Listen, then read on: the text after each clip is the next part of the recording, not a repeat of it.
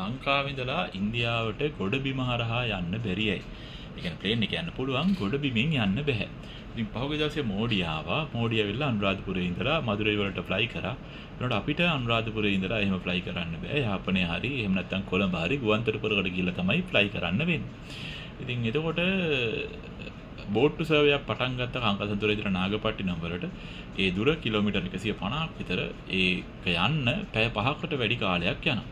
ඉතින් සමහර කාලවල මෝද රළු වුණා ගැස්සෙන්න ගන්නවා බෝට්ටුව. එතකොට ඒ බෝට්ටු සේවය නැවතුණා. මං හිතන්නේ කස්ටමර්ස්ලාත් එච්චර හිටින්නේ නැතුව ඇති.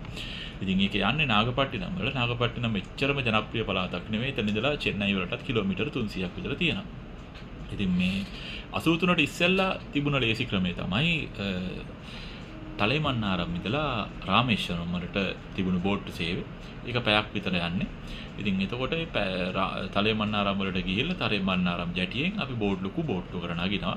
ඒ කාලේ බයික් මිනිස්සු තමන්ගේ ලොකු පෙට්ටි පොට්ටෙනි ඔක්කොම උස්සගෙන ගිහිල්ලා ඒකේ පටව ගන්නවා. ඊට පස්සේ බෝට්ටුව හිමින් යනවා. එහා පැත්තට ගියාට පස්සේ රාමේශ්වරම් තියෙනවා. රාමේශ්වරම් බැස්සට පස්සේ රාමේශ්වරම් කියන්නේ හොඳ රේල් ලින්ක් එකක්. ඒ කියන්නේ මේ දුම්රිය නැවතුමක්. ඉතින් මේ දුම්රිය නැවතුමෙන් බැහැර තමන්ගේ බඩු මුට්ටු පටවගෙන ආපහු මදුරාසියට හරි මදුරේ වලට හරි යන්න පුළුවන්. ඉතින් ඒක යුද්ධෙත් එක්ක නැවතුණා 1983. ඊට කලින් සුලිසුලඟක් ඇවිල්ලා ඒ ප්‍රම්බන් බ්‍රිජ් එක එහෙම කැඩලා ගියා.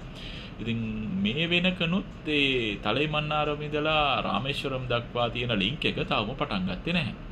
ඒක පටන් ගත්තා නම් ඉන්දියාවට එන සංචාරකයන්ට මෙහෙට එන්න තිබුණා. මෙහි එන සංචාරකයන්ට ඉන්දියාවට යන්න තිබුණා. ඒ වගේම රටවල් දෙකේ දෙමළ ජනතාවට වගේම සිංහල අපිටත් ගිහිල්ලා ඉන්දියාව බලලා එන්න පුළුවන්. ඒ වගේම ඉන්දියන් අයටත් ඇවිල්ලා ලංකාවට එන්න පුළුවන්.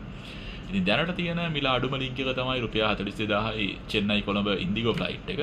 ඒකේ තමයි චෙන්නයි වලට යන්න දෙන්නේ. ඉතින් අර ලින්ක් එක තිබුණා නම් අපිට බොහොම ලේසියෙන් ඉන්දියාව බලලා ඉන්දියාවට ගිහිල්ලා කෑම කාලා ඒ දකුණු පැත්තේ තියෙන මදුරේ වගේ සිටි බලලා නටබුම් බලලා ඒව කළා ආතල්ලයක් අරගෙන එන තිබුණා වීකෙන්ඩ් එකක් ගිහිල්ලා දකුණු ඉන්දියාව. ඉතින් දකුණු ඉන්දියාව කට්ටියටත් මෙහෙට එන්න තිබුණා. ඉතින් මේ බෝට්ටු සර්විස් එක ඇයි පටන් ගන්න නැත්තේ ලේසිම තැනින් කියන එක ප්‍රශ්නයක්. පටන් ගත්තා නම් සුපිරි වැඩක්. එච්චරයි.